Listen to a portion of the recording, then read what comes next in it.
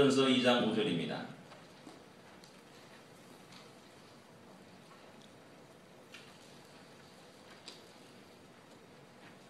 베드로전서 2장 5절 한 절만 읽겠습니다.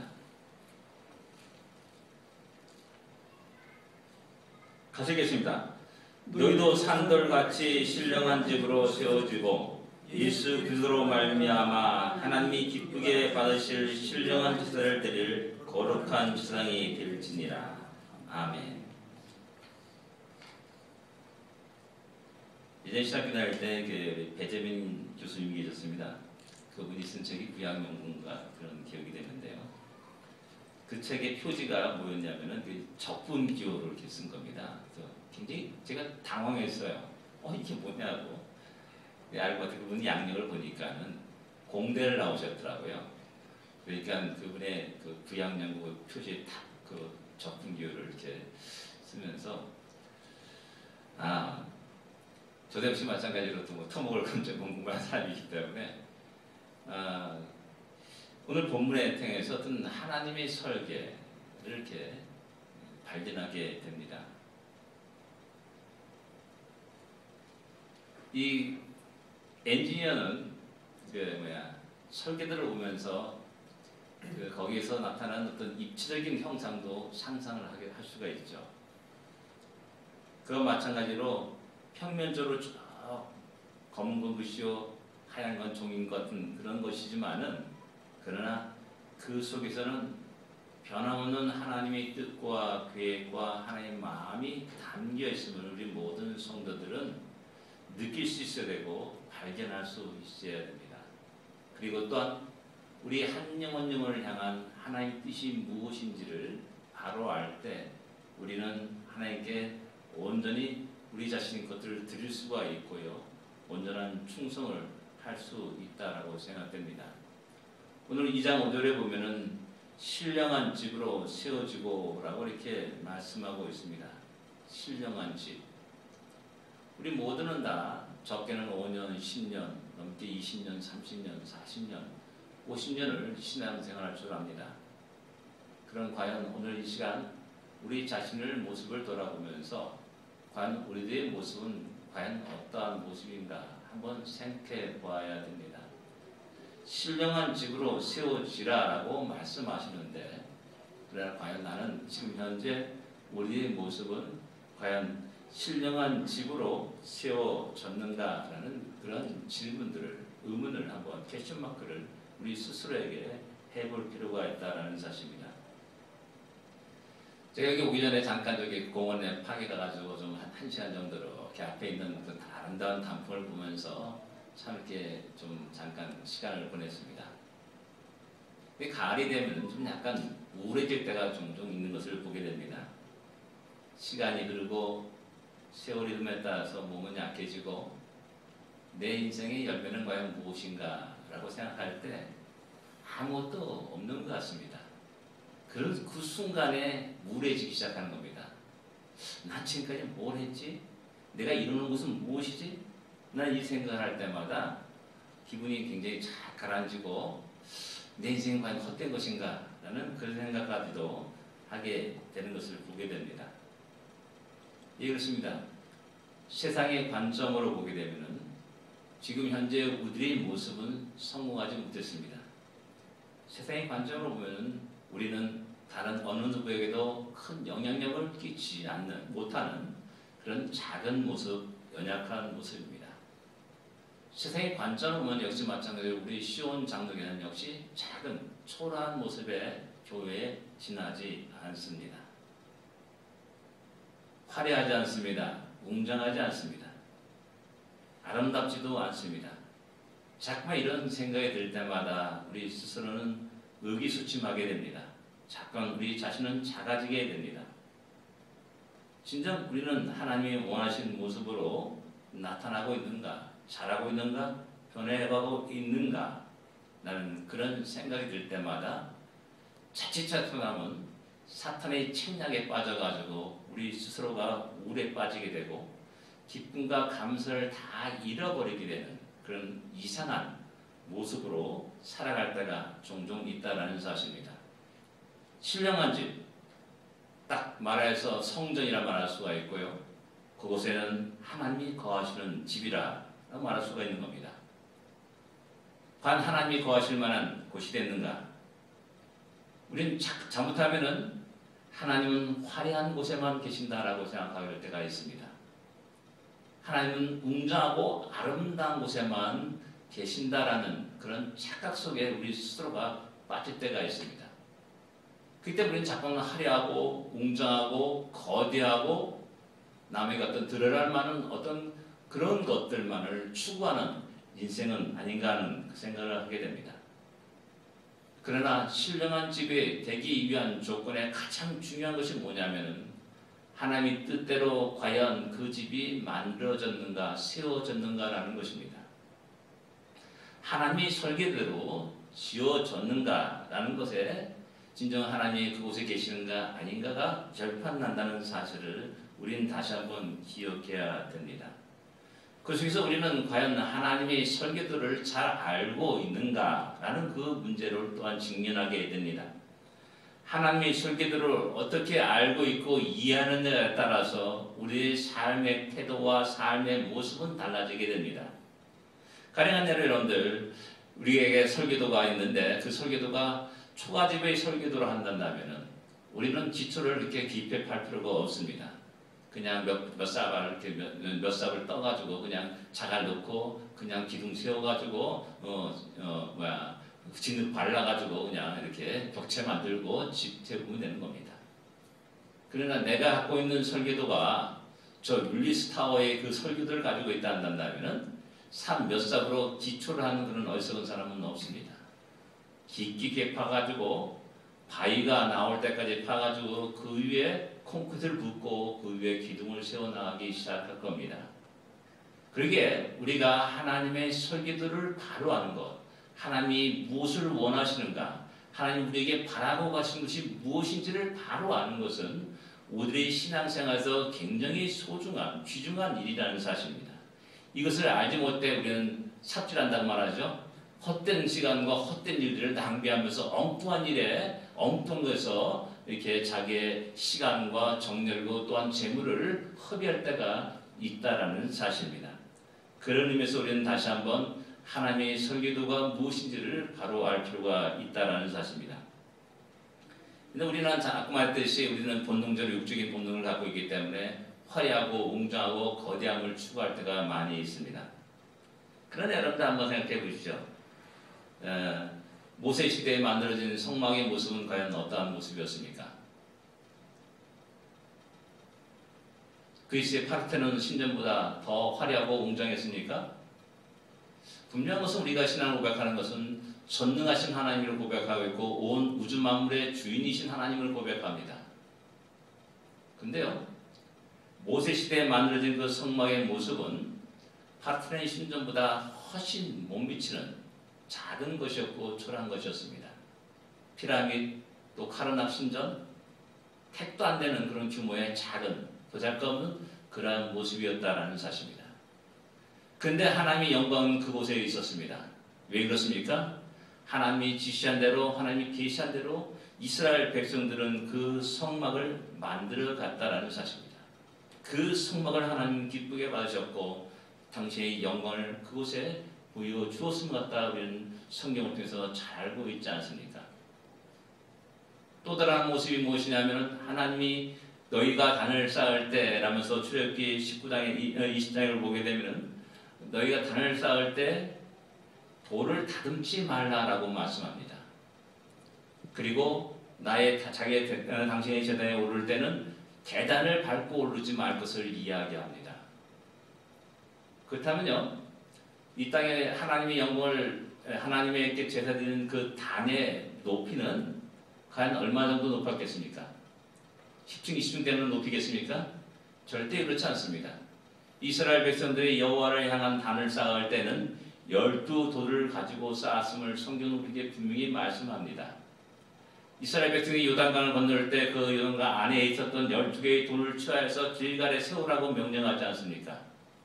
그렇다면 성인 남자가 돌 하나를 짊어지고 갈 정도로의 그런 규모의 돌일 겁니다. 그럼 한 우리 머리통 정도 되는 정도, 약간 더 큰 그 정도의 규모의 돌입니다. 그 12돌을 쌓고요. 그 돌 위에 번제를 드리고 하나님께 제사를 드렸음을 갖다가 성경은 이야기하고 있는 겁니다. 12돌을 딱 따면 한 높이가 어느 정도 되겠습니까? 겨우 한 허리 정도 오는 높이에 지나지 않는 겁니다. 전능하신 하나님, 온 우주 만물을 창조하시고 다스리시고 이끌어하신 그 하나님의 제단이 그 어떤 우상의 제단보다도 가장 낮고 초라한 모습이었습니다. 그 제단은 결코 화려함이 없었습니다. 왜? 돌로 쪼지 않았기 때문에, 돌을 다듬지 않았기 때문에. 이는 그 모습 그대로를 쌓아놓은 겁니다. 근데 우리들이 신앙생활 하면서 우리들은 엄청난 착각을 하고 있죠. 크고 웅장하고 세계 최대의 예배당을 건축하는 것이 하나님이 기뻐하시는 것이라고 생각하면서 우리들의 모든 헌금을 거기에 쏟아붓고 짓기 시작합니다. 수십억에 수백억의 돈들을 쏟아부어가지고 그 화려하고 웅장한 건물들을 짓고 또한 엄청난 돈을 들여서 파이프 오르간을 쫙 지르고 웅장하게 꽝꽝꽝 하면서 그 예배의 찬양을 드려나가기 시작합니다. 과연 그런 것이 하나님이 기뻐하시고 하나님 기쁘게 받으실 만한 것인가라는 그런 한번 의문점을 퀘스천마크를 한번 우리 스스로에게 해나가야 됩니다. 그렇지만 우리는 엉뚱한 곳에 우리들의 시간과 정력과 우리들의 수고의 땀들을 쏟아부을 때가 있고 아까 말했듯이 삽질하는 인생이 될 수도 있다는 사실입니다. 그러면서 우리는 바르게 하나님의 설계도, 하나님이 원하시는 것이 무엇이며 하나님이 그리고자 하는 그 세상이 무엇인지를 바로 알 필요가 있다는 겁니다. 그것을 알기 위해서 우리는 본래대로 돌아갈 필요가 있습니다. 창세기 1장과 2장에는 하나님이 천지 만물을 창조하신 장면이 그려지고 있습니다. 그냥 첫째 날, 둘째 날 못 만들고 그거보다도 여러분 그 속에서 한번 입체적으로 한번 상상할 수 있어야 됩니다. 하나님 만드시고 보시기에 좋았더라. 하나님 만드시고 첫째 날 보시기에 좋았더라 라고 말씀합니다. 그리고 나서 그 안에 당신이 만든 그 만물 안에 온갖 식물들이 채소와 과일들이 자라게 하고요. 하늘에는 온갖 새들이 날도록 하고요. 또 바다에는 온갖 동물들이 헤엄을 치면서 수영을 하면서 살아가도록 합니다. 그리고 무태는 온갖 동물들이 살아가게 되는 거죠. 그리고 모든 동물들에게 생육하고 번성하라는 명령을 하나님이 내리십니다. 그 속에 우리는 무엇을 발견할 수가 있습니다. 하나님이 원하시는 세계의 원래의 세계의 모습은 생명이 충만하고 약동하는 그런 세계였다는 사실입니다. 그리고 특별히 인간을 향해서 말씀하시기를 하나님의 형상으로 지음을 받았다라고 말하고 있고 그들에게 이야기하기를 충만하라, 번성하라, 충만하라, 세상을 다스려라 라고 특별한 명령을 내리고 있음을 갖다가 알 수가 있습니다. 여기서 우리는 하나님이 제일 먼저 우리에게 바라시는 것이 무엇이며 하나님의 설계도가 무엇인지를 발견하게 되는 겁니다. 무엇보다도 생명이 약동하는 우리들의 모습이 되기를 원하는 겁니다. 우리가 살아있는 자가 아니라 죽은 자가 되어서는 결코 안 되고 진정 살아있는 자로서 이 땅에 살기를 원하시고 이 땅에 살면서 진정 우리 안에 하나님의 형상이 이룬 상태 속에서 살아가기를 원한다는 사실을 우리는 기억해야 됩니다. 성경은 살아있는 사람들을 전부 다 살아있다고 말하지 않습니다. 살아있으나 죽은 자라고 말하죠. 왜 그렇습니까? 네 안에 예수가 없으면 죽은 자라고 분명히 성경은 이야기합니다. 우리 안에 예수의 믿은 상태 속에서 죽었단다면 그를 죽은 자로 말하지 않습니다. 자는 자라고 말합니다. 자는 자라면 언젠가는 다시 일어나서 깨어날 때가 있다는 사실을 말씀하고 있죠. 하나님 우리를 향하시 바라는 것, 우리에게 원하시는 것, 그것은 뭐냐면 너의 인생 속에서 가장 중요한 것, 하나님의 형상을 이루며 또한 생명의 약동으로서 살아가기를 원하는 겁니다. 우리는 살아가면서 여러 가지 근심과 걱정을 할 때가 있습니다. 아까도 아침 한개 누나까지도 그 믿음이 의심 쌓일 때, 건진과 걱정이 일어날 때 이런 그 가사가 있는데요. 그와 마찬가지로 순간순간마다 우리의 기쁨을 앗아가는 것이 있습니다. 우리를 의기소침하는 것이 그 어떤 것이 있습니다. 우리 옆에 사람 볼 때마다 성공한 사람 볼 때마다 난 그렇지 못한데 하면서 훅 죽어가는 그런 것이 있습니다. 그럴 때마다 우리는 다시 한번 기억해야 됩니다. 내 안에 이루어진 그 생명으로 인하여서 기뻐하고 내 안에 이루어진 그 하나님의 형상으로 인하여서 기뻐하고 감사할 수 있는 우리가 되어야 됩니다. 그런 자가 될 때 진정한 우리는 신령한 집으로서 하나님이 기쁘시게 받으시는 그러한 존재가 되는 겁니다. 그렇지 않을 때는 아무리 화려해도 아무리 거대한다 할지라도 그곳에는 하나님이 거하시는 그냥 껍데기만 하는 성전, 이름만 있는 성전이 되게 되는 거죠. 그러한 성전은 하나님이 가차없이 쓸어버리고 무너뜨려버리고 존재 도리에 돌아남지 않게 그렇게 허물어버리시는 것이 하나님이 모습이었은 것 같다가 성경 우리에게 말씀하는 겁니다. 두 번째 우리 생각하시는 것은 아브라함을 선택하는 장면입니다. 하나님이 이 땅에 생명이 약동하고 하나님의 형상의 인간들이 충만하고 다스려가기를 원하시는데 우리 인간의 죄악으로 말미암아 점점 하나님의 영광을 찬양하는 그런 모습들은 사라지게 됩니다. 그런 세상을 하나님은 심판하시죠. 근데 보니까는 점점점 그런 믿음의 사람들이 사라져갑니다. 그럴 때 하나님은 아브라함을 부르십니다.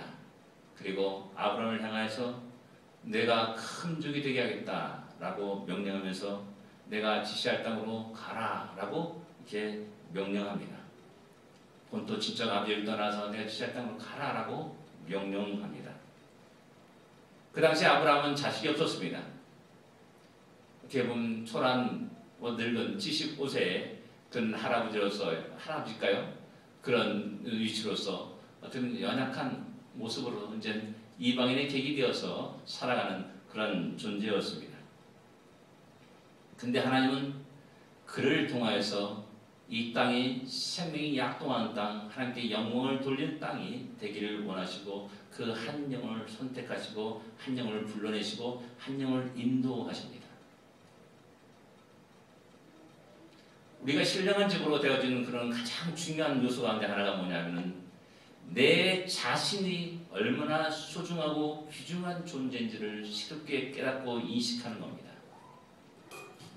나 하나밖에 없는데, 나 하나뿐인데 그렇게 내 스스로를 별 볼일 없는 존재로 취급하는 것이 아니라 하나님은 아브라함 하나를 통해서 큰 민족을 보았고 그렇게 큰 민족을 이루시려는 계획 속에서 그를 택하여 주셨다는 사실입니다. 그 당시 많은 왕들이 있었습니다. 많은 귀족들이 있었을 겁니다. 또한 많은 권력자들이 있었을 겁니다. 또한 세상을 주름잡는 큰 부자들도 있었을 겁니다. 그러나 하나님은 그들을 택하지 아니었습니다.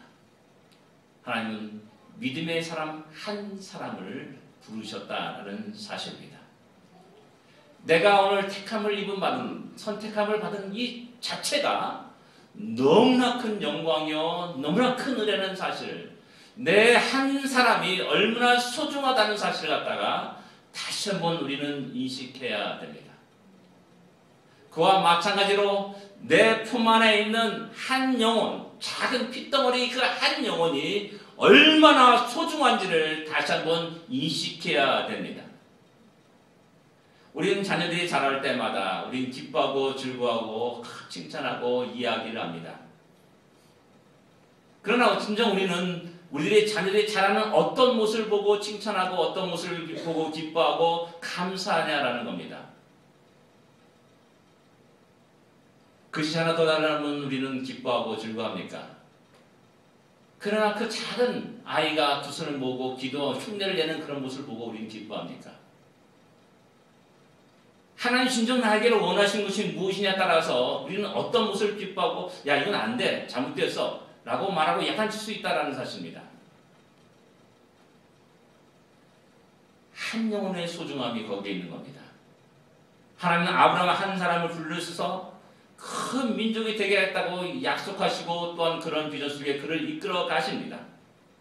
그렇다면 아브라함이 한 영혼 이삭을 낳게 하는 이삭을 낳은 그 사건은 너무나 놀라운 사건인 겁니다. 너무나 소중한 이삭입니다. 너무나 귀중한 존재입니다. 그리고 하나님의 비전과 하나님의 계획과 하나님의 설계도를 그 이삭에 쏟아붓습니다. 이삭은 또 어떻습니까? 야곱과 에서를 얻습니다. 두 생명을 얻죠. 그리고 또 이삭은 그에게 하나님의 비전을 가르쳐줍니다. 말아줍니다. 그리고 때가 되었을 때 그들은 큰 민족으로 역사 속에 탁 등장하게 되는 것입니다. 이러한 속에서는 한 영혼에 대한 소중함이 있는 것이고 그 영혼이 어떤 방향으로 자라가 되는지를 갖다가 알고 있어야 된다라는 사실입니다. 가장 중요한 것, 가장 내가 소중히 여겨야 될 것, 내가 그에게 가르쳐야 될 것, 절대 잊어서는 안 될 것, 그런 것들을 이야기하고 말할 수 있고 그것을 위해서 끝없이 눈물의 기도를 하는 부모의 마음, 그것이 바로 우리를 향하신 하나님의 마음이라는 것입니다. 우리가 결과를 다 알고 있기 때문에 그렇구나 라고 생각할지 몰라도 이러면 그 아브라함의 한 영혼은 이제 이스라엘 민족이란 거대한 집단으로서 역사에 등장하고 있지 않습니까? 제가 늘 여러분들에게 늘 얘기하는 거 있습니다. 공시 어떤 할아버지가 저희 조상 어떤 분이 원나라 시대 고려 말에 대한민국 땅을 받습니다. 한 사람이었습니다. 그리고 2조 500년의 역사를 쭉 걸어가며 세월이 흘렀습니다. 지금 현재 공시는 요즘 공시가 좀 드라마라든지 어디에서 많이 나타나더라고요. 네, 저희 때는 거의 없었습니다.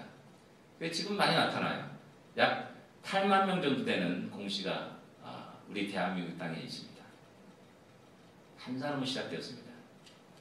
500년이 흘렀습니다. 그 한 사람이 8만 명이 된 겁니다. 상상이 갑니까?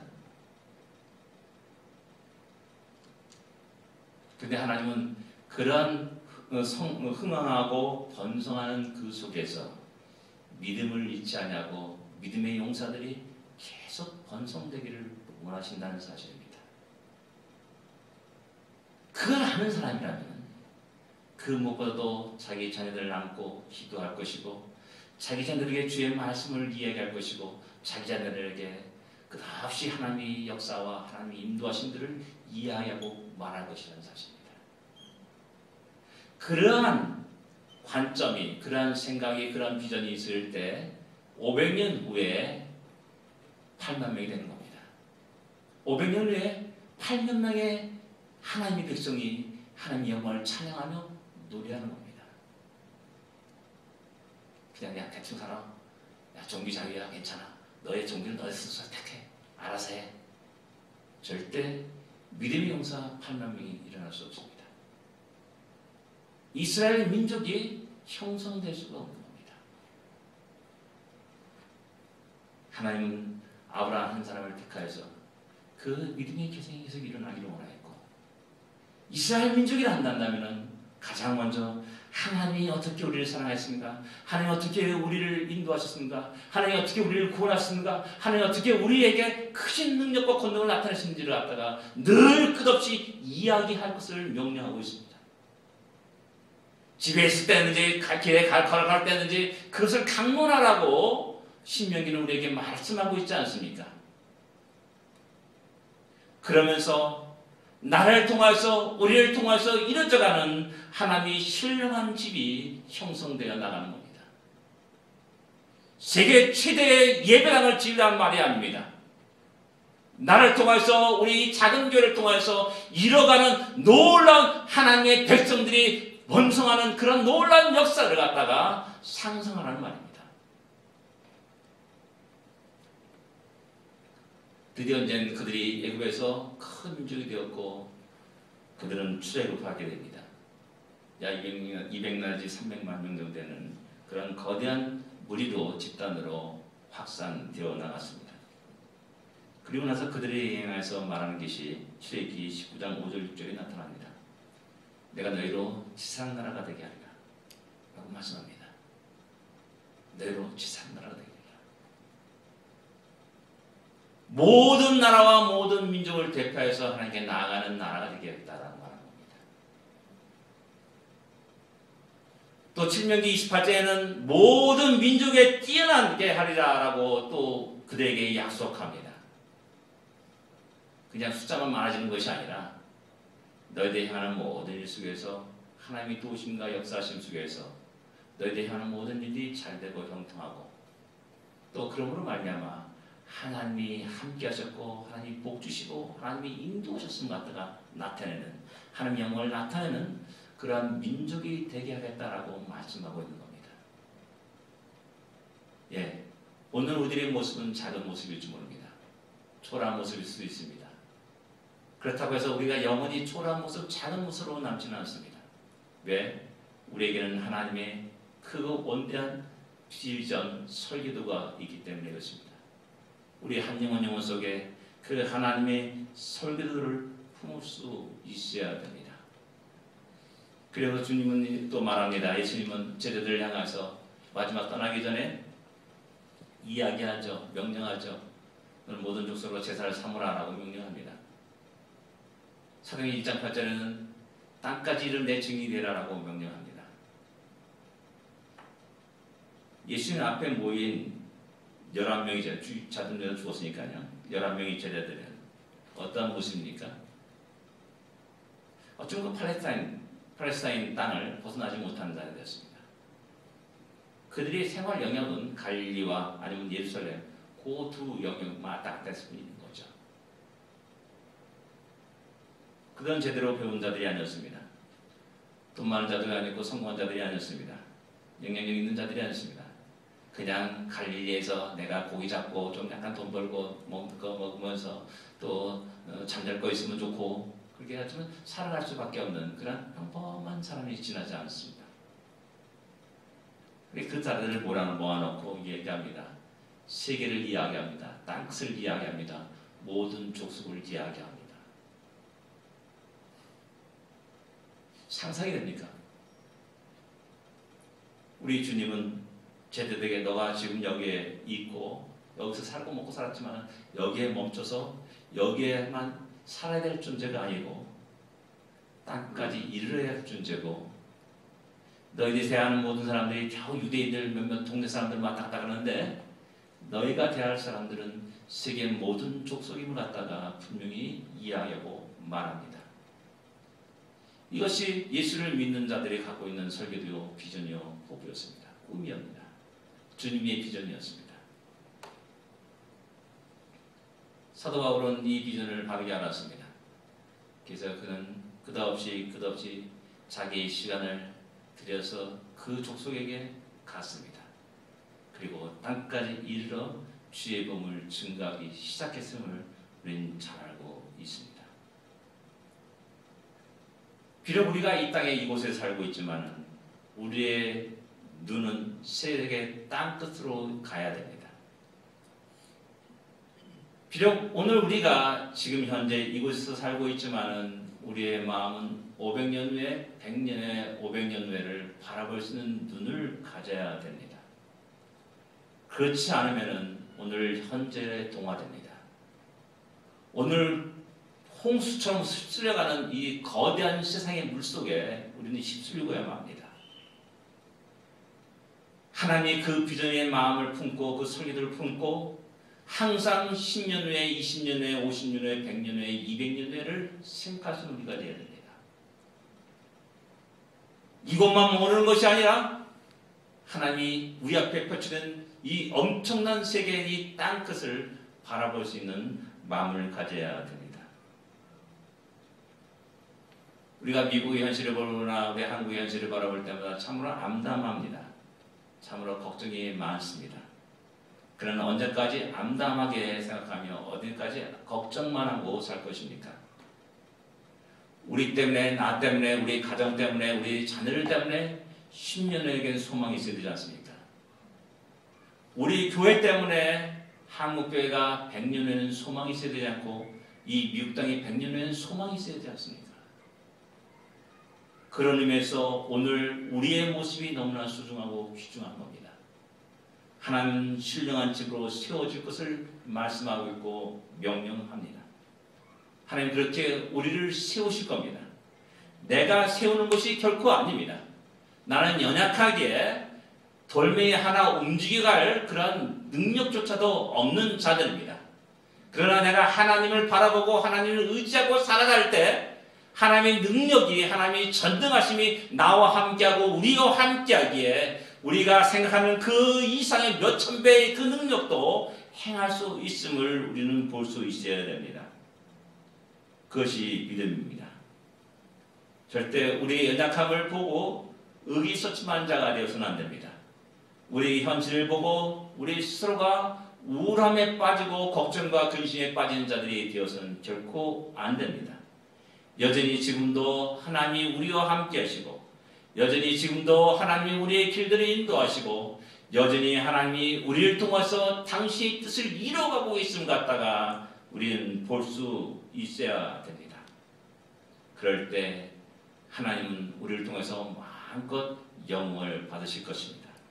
그리고 우리의 모든 삶은 진정으로 하나님이 기뻐하시고 원하시고 거하시는 신령한 집으로 씌워져 갈 것입니다. 기도하겠습니다. 우리는 하나님의 설교들을 보고 있으니까